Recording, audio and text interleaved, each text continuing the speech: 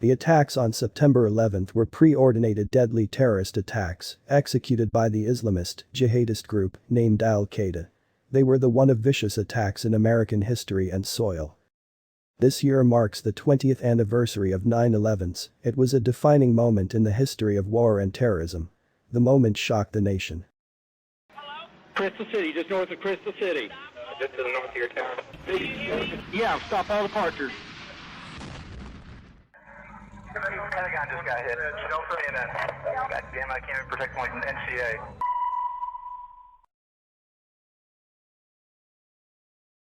Although to many Americans 9/11 seemed like a random act of terror, the roots of the event had been developing for years.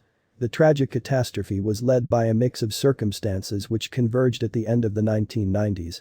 These circumstances included regional issues in the Middle East which fueled the terrorists, intelligence gaps and US shortcomings. Osama bin Laden was relatively unknown in the United States before September 9/11, even as he was amassing popularity, followers, and fame in the Middle East during the 1990s. In 1988, he was one of the founders of Al-Qaeda, a militant Islamic terrorist organization that organized and carried out the September 9/11 attacks. By the mid-1990s, bin Laden was the head of Al-Qaeda, a multifaceted and highly developed terrorist network, carrying out attack after attack on Americans in the Middle East. It was a new type of terrorism to which the US intelligence agencies struggled to adapt. Interestingly, 9/11 Commission report has put forward many lagging and shortcomings in intelligence agencies before 9/11 attacks. To understand pre-9/11 war on terror policy, one must know how the chain of events began from the President Ronald Reagan era up till Joe Biden's withdrawal from Afghanistan. The foundations of war on terror dates back to the presidency of Ronald Reagan. Notably, most of the US Marine Corps were stationed in the Middle East to oppose communism of the Soviet Union. In the Middle East, the Sunni Muslim had resentment about US troops on Muslim land. During Ronald administration, US troops had to face various suicide and sniper attacks by radical Islamists and jihadists. In 1980 under Operation Cyclone, Ronald administration supported and financed Mujahideen, now Taliban, to block Afghanistan's takeover by Soviets. During the presidency of George W. Bush Sr., US went into war with Iraq, as Iraq had invaded Kuwait to conquer its vast oil resources. Unfortunately, the Gulf War of 1990 only destabilized whole of the Middle East. During his presidency, one of the wealthiest royal Saudi family member Osama bin Laden got influenced by this war and later on went to attack US troops and Americans. President Bill Clinton and his administration was mostly involved in combating terrorists in the African continent. The infamous Battle of Mogadishu in Somalia, which killed 18 Americans and hundreds of Somalis, happened during his presidency. However, due to the mishandling of the Somalia issue, former President Bill Clinton faced big negative criticism and had to withdraw troops within 6 months.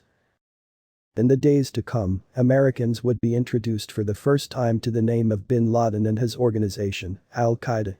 A dozen Americans were among the 224 people killed in Nairobi, Kenya, and Dar es Salaam, Tanzania. Overall, more than 4,500 people were injured. Clinton responded further by sending cruise missiles into the suspected camps of Al-Qaeda, far away across the Indian Ocean and Afghanistan. Bin Laden's group was operating there in a safe haven provided by the ruling Islamist fundamentalists known as the Taliban, winners of a civil war that had raged after the ouster of the Soviet military in 1989. Who can't forget President George Bush and his relentless war on terror? He was the actual founder of war on terror with many Americans backing it. This time, the suicide bombers had hijacked aircraft to crash into the World Trade Center and the Pentagon.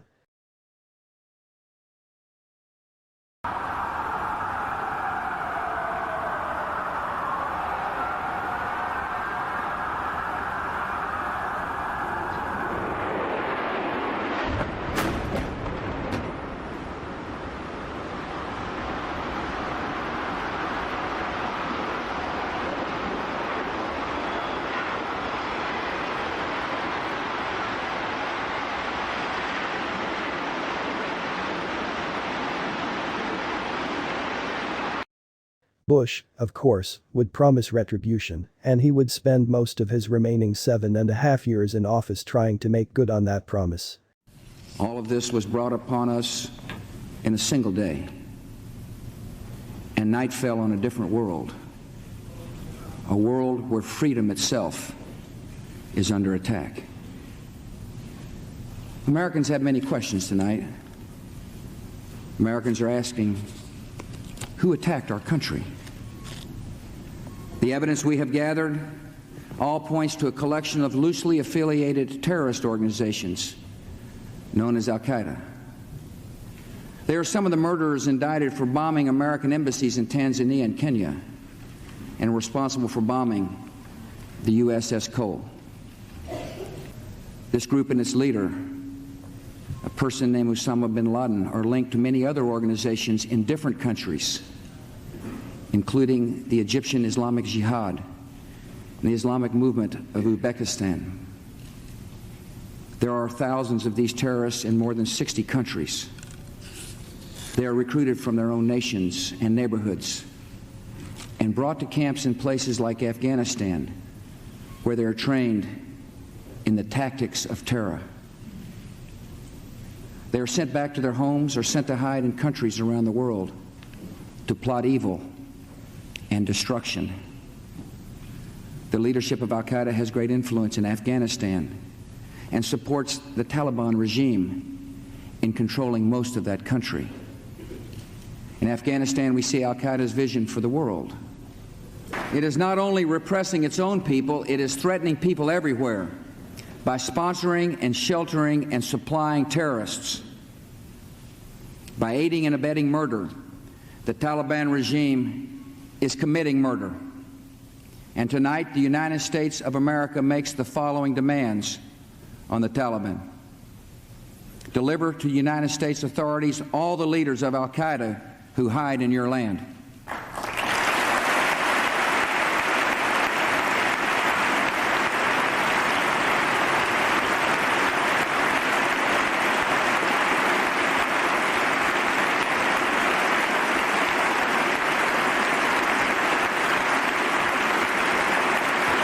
Our nation, this generation, will lift a dark threat of violence from our people and our future. We will rally the world to this cause by our efforts, by our courage. We will not tire, we will not falter, and we will not fail.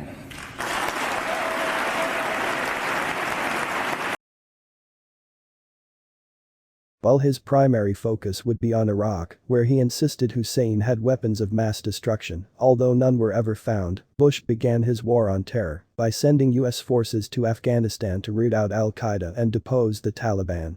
And so began America's longest war. Obama pursued his own version of the war on terror, with a Navy SEALs mission that killed Osama bin Laden and a flock of drone strikes that received far less attention.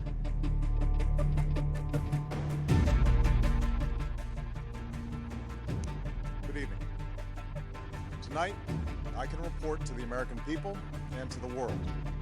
The United States has conducted an operation that killed Osama bin Laden, the leader of Al-Qaeda, and a terrorist who's responsible for the murder of thousands of innocent men, women, and children.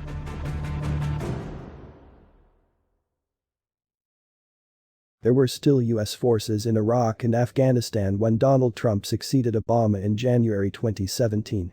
Trump had campaigned on bring U.S. forces home, putting an end to forever wars.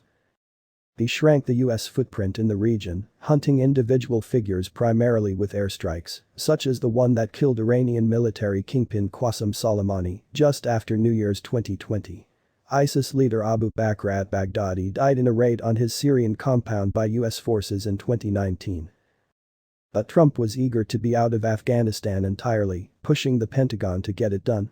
At one point in mid-2019 he was pressing for a meeting with the Taliban to be held at Camp David, according to John Bolton, who was Trump's national security advisor at the time.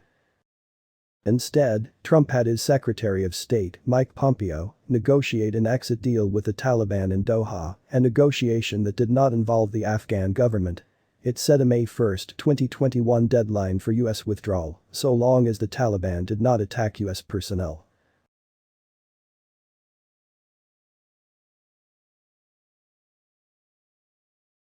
Biden delayed but did not reverse this process, saying he would not pass the war in Afghanistan on to a fifth president. On 31 August 2021, US officially withdrew all its troops from Afghanistan, ending the war on terror just before 20th anniversary of 9/11 attacks. Biden faced a lot of criticism and hasty withdrew of troops and leaving billions of weapons behind for Taliban.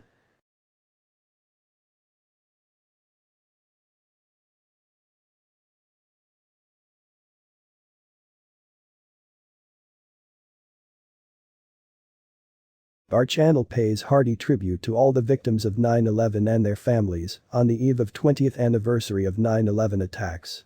Please subscribe to our channel and hit like the button. Signing off folks, and God bless America.